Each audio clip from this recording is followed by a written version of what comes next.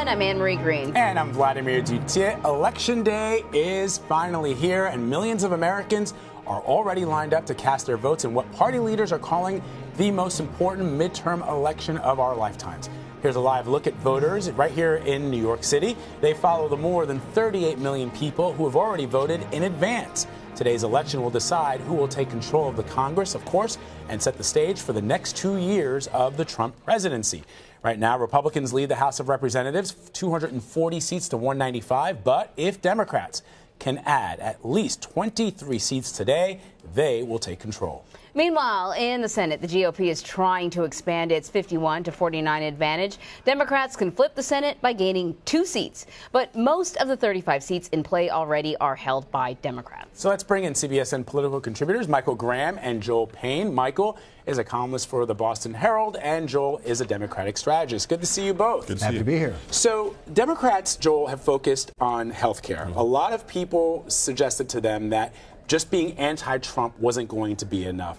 The Republicans, as led by Trump, have focused mostly on immigration, even though Paul Ryan has suggested the economy, because it's doing so well, would be a better tactic. How do you think that those messages are resonating with Democrats? I think Democrats are feeling really good, whatever the message is, right? Whether you're a Democrat who's motivated just by the fact that you want to send a message to President Trump, or whether you're really offended by the Republican agenda, you're going to come out and vote today. This is the first time that Democrats get an opportunity to register their complaint, register their dissatisfaction with the Trump era. And I think you're going to see a strong showing. We've already seen it reflected in the early vote, and I think we're going to see it throughout the day. So, Michael, I think that's sort of a key question. The president has sort of framed this as a referendum on the Trump administration, right? And you got to wonder whether that will do more or less to motivate his own supporters or people who oppose him. Well, it's going to motivate his supporters, but as Joel just pointed out, it also motivates his opponents. It motivates everybody. The #1 generator for turnout for Republicans in 2010 was Barack Obama. The #1 generator for turnout for Democrats this year will be Donald Trump. And so the question is, who does that help and who does it hurt? Tennessee looked like a very close U.S. Senate race for a while. Now a lot of people are thinking it's probably going to go Republican because it's a red state and he's energizing red voters. Meanwhile, in blue areas and purple areas where Republicans are already struggling, Trump is energizing the Democrats, and so it's a two-edged sword. What do you think about the impact on some of these high-profile governor races as well in Florida, in Georgia? It really does seem like both of those races are really about President Trump. Well, I mean, let's just step back. The idea that we're talking seriously about Democrats winning the governor's race in Georgia is pretty amazing. I mean, people look at Charlie Baker in Massachusetts, but he's a fluke. He's basically a Democrat running as a Republican. You've got a real live Democrat, Stacey Abrams, who I interviewed several times. I was doing talk radio down there. Very sharp, very smart, very to the left for Georgia. And this is a neck-and-neck race. That is only possible because of Donald Trump. Interesting. Joel, I've seen commentary that for a lot of people, yes, those crowds are very impressive at President Trump's rallies, but they do represent sort of a small segment of the overall electorate, right? His base. He is not chosen, for whatever reason, to expand beyond that hardcore base of supporters that he has. And so, looks great on television. Certainly thousands of people show up at them, but are they enough to roll back what the president says is not going to be able to? So I think you hit on a really important point here. I think this is a real growing crisis for the Republican Party, this shrinking Republican base. And I think, look, it's reflected in the fact that the whiter you get, the less educated you get, the more rural you get, the older you get. That's the Republican base. That's who Donald Trump appeals to. That is not a sustainable strategy for a party. Okay, Democrats have a younger, have a more diverse, and frankly a more populist base of people to draw from for now and for the future. That's a real crisis for Republicans. And regardless of who you're going to vote for today, I think none of us can ignore that reality. And see, Republicans would point out, that's a fascinating thing for you to say, but look around the country. If you look at a map of the voting, you have these blue strips on the edge in this vast red area, 36 governorships. Donald Trump actually won the election. He didn't just win it with rural, white voters without, more than a high school education. There are a lot of other voters who were there, and there are voters who are prepared to be part of the Republican coalition. I think a more on-point question to ask is, what is the damage that Donald Trump is doing to that coalition that existed before, the nose holders who voted for Trump for political and ideological reasons, and then that smaller group of true Trump devotees? How do they hold it together? Real quickly, I always think, though, it's important to point out and I say this playfully and lovingly, the president won by -3 million votes. He was the third choice of most Americans. Most Americans decided to stay home.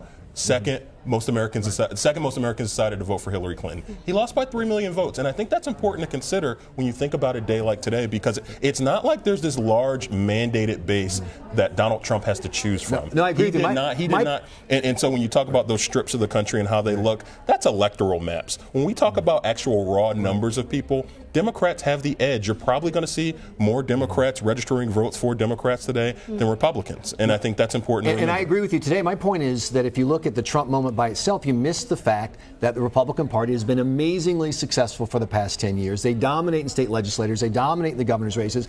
And the people who gave them those votes are not just that small segment of the Trump coalition. So what does he do then to that broader coalition? Is he breaking it right in front of our eyes? The question, though, becomes, okay, so going on that theory, the ad that they released, that we saw playing out, that even Fox News said was too incendiary and racist for them to run, the question becomes, is that who the Republican Party wants to be associated with? Getting those conservative justices and 2 Supreme Court nominees, the tax plan, perhaps even repealing Obamacare, is it worth it if you become associated with the kind of the things that we've seen and the things that we've heard from the president of the United States, and from other leaders who are seeking to emulate him? Is that who the Republican Party is? And that's the question that Republicans have to ask themselves about their brand. And this is a conversation that I've had, and I'm not a big Trump guy, and I've been trying to talk to Republicans about what do you want your brand to be.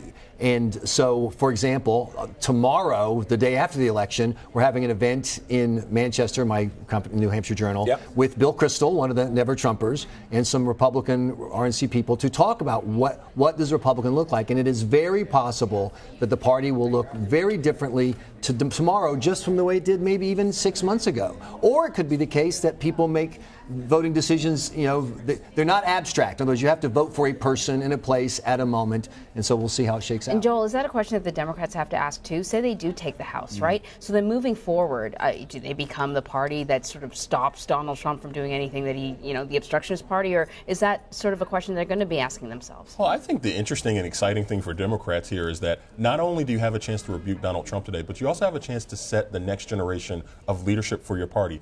It's very likely that someone on the ballot today is probably going to be the next Democratic president. Whether it's Elizabeth Warren's on the ballot, but whether you're talking about Andrew Gillum, Gretchen Whitmer, right, Laura Kelly, there are people across the country Democrats are excited about, right? This is the first generation post-Obama level Democrats that Democrats can now start to really see their bench starting to grow again.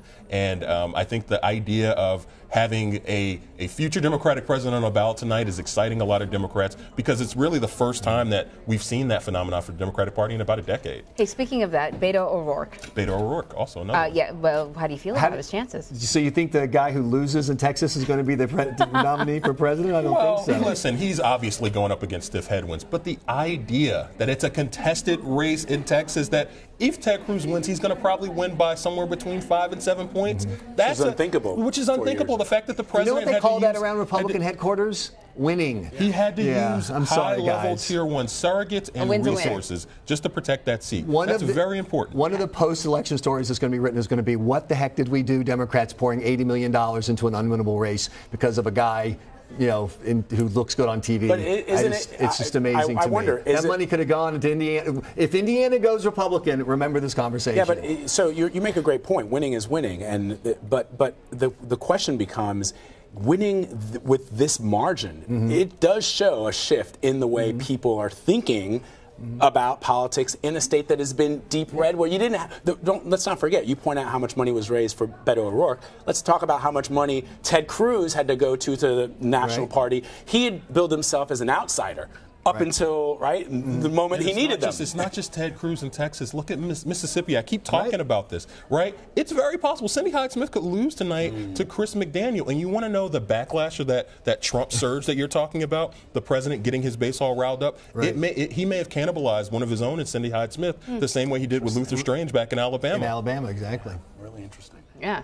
So you guys are sticking around. We're ready. All we are here all day, absolutely. I brought snacks. We're going to be here until we find out what's going on in California. Keep arguing in the back.